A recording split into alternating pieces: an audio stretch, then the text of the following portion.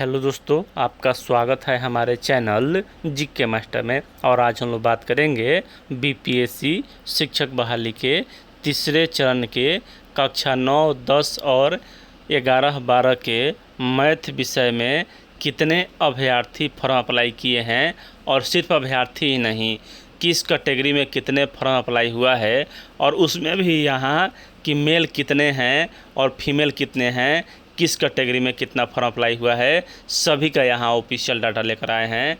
चलिए आपको पूरी अपडेट बताते हैं, और इसी में कटअप भी बताया जाएगा। उससे ज़्यादा कटअप जाने वाला नहीं है। इससे पहले अगर चैनल पर नए हैं तो प्लीज़ चैनल को सब्सक्राइब कीजिएगा, शेयर कीजिएगा और लाइक कीजिएगा, क्योंकि आपको यूनिक जानकारी ऐसा पहली बार उपलब्ध कराया जा रहा है पूरे यूट्यूब में। देख लीजिए, यहाँ यह बिहार विद्यालय परीक्षा समिति के द्वारा जारी किया गया आरटीआई है, और एक अभ्यर्थी के द्वारा इसमें पूछा गया था कि कितने अभ्यर्थी 2023 के जो एसटीईटी हुआ है उसमें गणित विषय में हैं, और किस कैटेगरी के मेल कितने हैं, फीमेल कितने हैं, सभी का डाटा यहाँ दिया गया है मैथ विषय का। जल्द ही हम अन्य विषयों का भी लाने वाले हैं, आप लोग चैनल को सब्सक्राइब जरूर कर लीजिएगा। सबसे पहले यहाँ सूचना का अधिकार अधिनियम हो गया, और इसमें कहा जा रहा है कि पेपर 1 और पेपर 2 तो आप सभी जान ही रहे हैं कि यहाँ गणित विषय के पेपर 1 यानी कि माध्यमिक यानी कक्षा 9, 10 और पेपर 2 यानी कि उच्च माध्यमिक 11, 12 में मतलब कितने अभ्यर्थी उत्तीर्ण हैं, और उनका यहाँ डाटा उपलब्ध कराने के लिए कहा गया था। तो देख लीजिए, यहाँ कैटेगरी बीसी में मतलब कि जेंडर फीमेल कितने हैं, तो 3999 मैथ में, और यह है मतलब कि 9, 10 के लिए ऊपर वाला, और नीचे वाला 11 मतलब कि 11, 12 के लिए। और बीसी मेल में कितना है, तो 14,097 कैंडिडेट। बीसी मतलब कि यहाँ ट्रांसजेंडर में कितना है, तो इनका 0 है। ईबीसी में यहाँ 2153 फीमेल और मेल 10,259, और ईबीसी में यहाँ ट्रांसजेंडर 0। एससी में 469 यहाँ फीमेल और 2602 यहाँ मेल। उसके बाद एसटी में मतलब कि फीमेल 32 और एसटी मेल में यहाँ 80। ईवार में 5230 यहाँ फीमेल हैं, जबकि 12,820 मेल हैं, और ट्रांसजेंडर की यहाँ संख्या 0 है। और सभी को यहाँ मिला लीजिएगा तो यह संख्या लगभग 61 से 62 हज़ार हो जा रहा है। और यहाँ इतने अभ्यर्थी इस बार मतलब कि अप्लाई नहीं किए हैं, और अप्लाई नहीं करने का कारण यह है कि यहाँ मतलब कि 3 अटेम्प्ट का जो पहले से था वहाँ मतलब कि इसलिए वह अप्लाई नहीं कर पाए। सोच में थे कि हमारा अटेम्प्ट ख़त्म हो जाएगा। अब यहाँ अप्लाई जो हुआ है वह 40,000 हुआ है, और इसमें भी 30% मतलब कि 25% अभ्यर्थी उपस्थित नहीं हुए हैं। तो कुल यहाँ मतलब कि 75% उपस्थित रहा, 30,000 अभ्यर्थी प्रेजेंट हुए हैं मैथ में। अब देखिए यहाँ मतलब कि उसके बाद जो यहाँ संख्या दिया हुआ है, इसमें 3,000 मतलब अभ्यर्थी का चयन हो चुका है टीआरई 2 में, तो वह भी संख्या घटने वाला है, इसलिए इस बार यहाँ कटअप कम रहने का।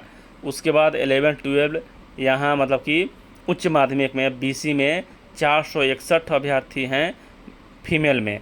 उसके बाद बीसी मेल में 681, और बीसी फीमेल में यहाँ 0 मतलब ट्रांसजेंडर में 0, और ईबीसी में 272 फीमेल और 806 मेल हैं। ईबीसी ट्रांसजेंडर में 0, और एससी में यहाँ 45 फीमेल और 229 मेल, और एसटी में यहाँ 3 फीमेल और 8 मेल हैं, और ईवार में 878 मेल मतलब फीमेल और 772 यहाँ मेल हैं, और ट्रांसजेंडर की संख्या 0 है। तो आप यहाँ अनुमान लगा सकते हैं, आपके लिए यूनिक जानकारी यहाँ प्रस्तुत किया गया है। और सबसे महत्वपूर्ण कि अब कटअप कितना जाएगा, तो यहाँ कटअप आपका मतलब कि देख लीजिए, यह था टीआरई 2 का मतलब सिलेक्टेड अभ्यर्थियों की संख्या 3115, और यहाँ सभी का नाम दिया हुआ है। और 35 सीट कंपटीशन भी आप निकाल लीजिएगा तो 19 हो जाएगा। जब यहाँ 10,000 अभ्यर्थियों का टाइम तो यह संख्या और भी कम होगा।